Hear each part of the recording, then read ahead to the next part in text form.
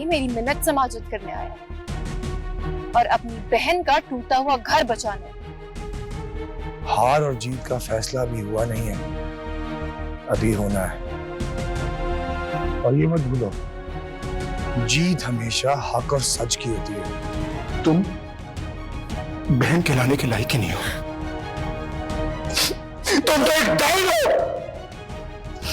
बल्कि डाइन भी 7 घर छोड़ के बाहर करती है। तुमने तो अपना घर का।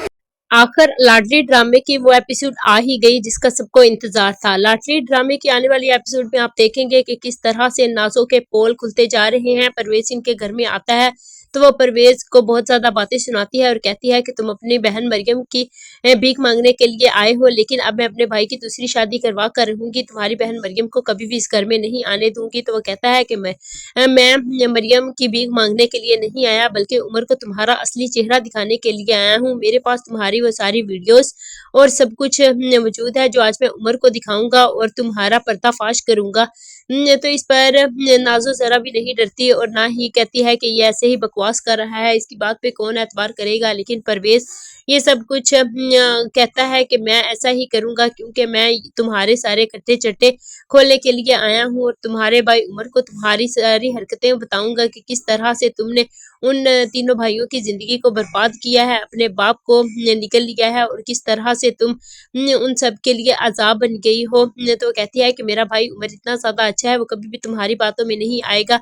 तो परवेज कहेगा कि देखते हैं ना कि कौन किसकी बातों में आता है, लेकिन अब मैं उमर के सामने भी तुम्हारा पर्दाफाश करके रहूंगा, तुम्हें बेनकाब करके रहूंगा। तो नाजो इस पर कहती है कि तुम अपनी बहन मरियम की फिक्र करो, तो मेरे भाई का पीछा छोड़ो, मैं अपने भाई को खुद संभाल लूंगी और मुझे पर इतना ज्यादा अंधा एतबार करते हैं, तुम्हारी कोई भी बातों में नहीं आएंगे। तो परवेज कहता है कि आज पता चल जाएगा कि उमर तुम पर कितना ज्यादा एतबार करता है और किस तरह से तुम्हारे लाड उठाता है। जब मैं उसे सारी वीडियोस दिखाऊंगा और सारी पिक्चर्स दिखाऊंगा, किस तरह तुम बाबर के साथ मिली, किस तरह तुमने मरियम भाभी के बच्चे को जाया किया, किस तरह से तुमने सुंदस और अरसल का एक्सीडेंट करवाया। ये सब कुछ जब वो उमर को बताएगा तो उमर एकदम से फट पड़ेगा।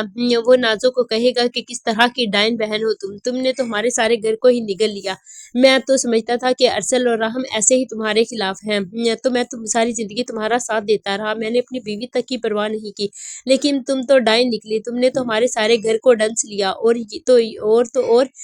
तुमने तो हमारे बाप को भी खा लिया। किस तरह की तुम निकली हो नाजो, तुम्हारे हमारे प्यार का किस तरह से नाजायज फायदा उठाया है।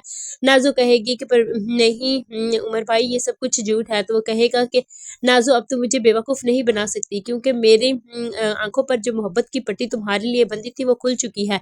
मैंने तुम्हारे पीछे लगकर अपनी मरियम अपनी फरिश्ता सिफत बीवी पर कितना ज्यादा घिनौना इल्जाम लगाया, कितना उससे झूठा कहा, लेकिन उस बेचारी ने फिर भी उफ तक ना किया। लेकिन तुम तो डाइन हो, मुझे क्या पता था तुम्हारी ये असलियत है, इसी वजह से सब तुमसे नफरत करते हैं और सब तुम्हें छोड़ के चले गए हैं, लेकिन फिर भी मैंने तुम्हारा साथ नहीं छोड़ा, मुझे लगता था कि तुम सच्ची हो।